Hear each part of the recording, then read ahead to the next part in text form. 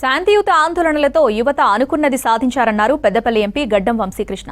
విద్యార్థులపై pellet guns వాడటం దారుణమన్నారు.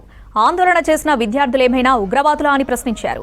Institution, administration మారాలని డిమాండ్ చేశారు ఎంపీ వంశీకృష్ణ.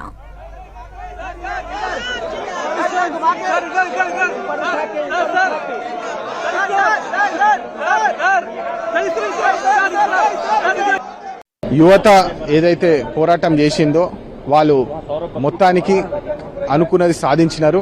కానీ 20వ తారీఖు ఏదైతే లాఠీ చార్జ్లు అయినాయో, టియర్ గ్యాస్లు అయినాయో, ఏదైతే పెల్లెట్ గన్స్ యూజ్ చేసి యువత మీద, మన దేశ యువత మీద వాళ్ళు ఏదో అగ్రవాదులు, టెర్రరిస్ట్ లెక్క వాళ్ళని చూసి దాని మీద ఈరోజు మేము ధర్నా చేస్తున్నాము.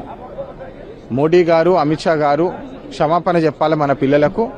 మరి ఆర్గనైజేషన్ ఎన్టీఏ, గ్లోబరీనా ఇట్లాంటి సంస్థలు గతంలో కూడా కేటీఆర్ గారితో గ్లోబరీనా అనుబంధం ఉంది. పిల్లలు సూసైడ్ చేసుకున్నారు. ఇట్లాంటివి ఫస్ట్ ఇన్స్టిట్యూషన్, అడ్మినిస్ట్రేషన్ మారాలి. అది మారితే గానీ మన పిల్లల భవిష్యత్తు మారదని చెప్పి ఈరోజు మేము పోరాటం చేస్తున్నాము. ఇన్స్టిట్యూషన్ పద్ధతిగా నడవాలి, అది మా డిమాండ్.